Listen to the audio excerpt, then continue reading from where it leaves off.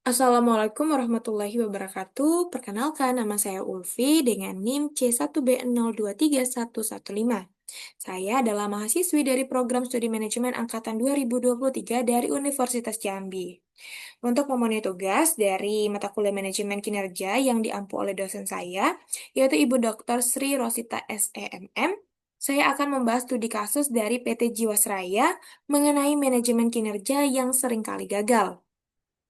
Kita masuk ke pembahasan profil PT Jiwasraya, di mana Jiwasraya ini dikenal sebagai pelopor industri asuransi jiwa di Indonesia dan selama bertahun-tahun menyediakan berbagai produk asuransi seperti asuransi jiwa individu, kelompok, pendidikan, pensiun, dan juga unit link. Kemudian PT Jiwasraya ini telah didirikan sejak tahun 1859 dan telah menjadi PT sejak tahun 1973, di mana status kepemilikannya adalah Badan Usaha Milik Negara atau BUMN. Selanjutnya kita masuk ke pembahasan tiga penyebab utama krisis PT Jiwasraya. Pertama, yaitu krisis keuangan mencuat pada tahun 2018 ketika perusahaan gagal membayar klaim polis para nasabah. Dan yang kedua, yaitu adanya manipulasi laporan keuangan yang diperkirakan terjadi sejak tahun 2010 dengan skema financial reassurance yang tidak valid. Dan yang ketiga, Jiwasraya itu melakukan investasi dana-dana nasabah ke berbagai instrumen keuangan yang merugikan. Dan selanjutnya kita akan membahas manajemen kinerja yang diterapkan oleh PT Jiwasraya, di mana ternyata mereka itu tidak ada sistem pengendalian dan sistemnya itu tidak akuntabilitas, yaitu pelaporan kinerja tidak transparan dan fungsi audit mereka juga tidak dijalankan dengan maksimal.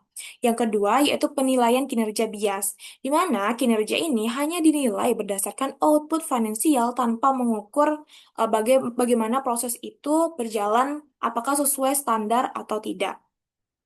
Dan yang ketiga yaitu adanya kegagalan menyesuaikan tujuan individu dan perusahaan. Jadi tujuan dari manajer atas atau puncak itu tidak selaras atau tidak tersampaikan baik kepada para bawahan mereka atau para karyawan. Dan yang terakhir, minimnya umpan balik, di mana tidak ada umpan balik yang teratur atau berkelanjutan, di mana mereka tuh hanya melakukan evaluasi selama setahun sekali. Jadi ini tuh kurang efektif ya, di mana mereka akan lambat mengidentifikasi jika terjadi masalah di dalam perusahaan. Selanjutnya adalah dampak kegagalan kinerja dalam PT Jiwasraya, yang tentu pertama menyebabkan produktivitas dan reputasi mereka menurun, di mana publik tidak akan percaya lagi menggunakan layanan asuransi ini dan akan beralih ke asuransi lain. Dan yang kedua, keterlibatan rendah dan moral rusak, di mana karyawan-karyawan yang bekerja di Jiwasraya ini yang tidak terlibat dengan kasus kasus manipulasi keuangan ini, mereka akan merasa bahwa mereka tidak percaya lagi terhadap perusahaan dan ini juga bisa mengakibatkan integritas perusahaan itu rendah. Dan yang ketiga, turnover dan biaya yang tinggi. Jadi karena kasus ini menyebabkan karyawan akan keluar atau beralih ke perusahaan lain. Dan yang terakhir, budaya kerja menjadi tidak sehat karena adanya manipulasi data ini. Selanjutnya, yaitu rekomendasi dari kasus PT Jiwasraya ini. Pertama, perlunya implementasi dan umpan balik yang berkelanjutan, serta bisa menggunakan teknologi audit internal, di mana biasanya ketika kita menggunakan teknologi audit ini bisa lebih valid daripada audit yang dilakukan oleh manusia, karena rawan terjadi human error.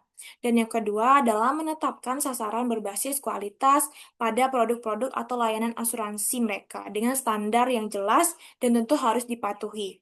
Dan yang ketiga, menyusun ulang KPI agar mencerminkan tujuan jangka panjang. Jadi ini tuh bisa mengukur bagaimana kinerja tiap karyawan dan ini juga bisa menjadikan bahan evaluasi untuk kedepannya bagi perusahaan untuk tujuan jangka panjang. Dan yang terakhir, yaitu meningkatkan kemampuan manajemen keuangan pada manajer dan karyawan. Nah, tentu manajer maupun karyawan itu harus dibekali dengan pelatihan, dengan pengembangan yang sesuai dengan pekerjaan mereka, agar ketika mereka menyelesaikan pekerjaan itu bisa diselesaikan secara optimal. Jadi tidak ada nih terjadi seperti kasus tadi, yaitu manipulasi data keuangan. Baiklah, kita masuk ke kesimpulan, di mana dapat saya simpulkan bahwa kasus PT Jiwasraya ini menunjukkan bagaimana kegagalan dalam manajemen kinerja dapat berdampak sistematik pada keberlangsungan perusahaan. Jadi, tidak adanya umpan balik yang berkelanjutan, kemudian bias dalam penilaian, serta ketidakselarasan tujuan individu dan organisasi, ini tuh bisa menjadi penyebab utama masalah kinerja dalam perusahaan. Oleh karena itu, diperlukan sistem manajemen kinerja yang adaptif, transparan, dan juga terintegrasi dengan strategi bisnis yang berkelanjutan. Nah, itu saja pembahasan studi kasus dari saya mengenai PT Jiwasraya. Saya mengucapkan terima kasih dan wassalamualaikum warahmatullahi wabarakatuh.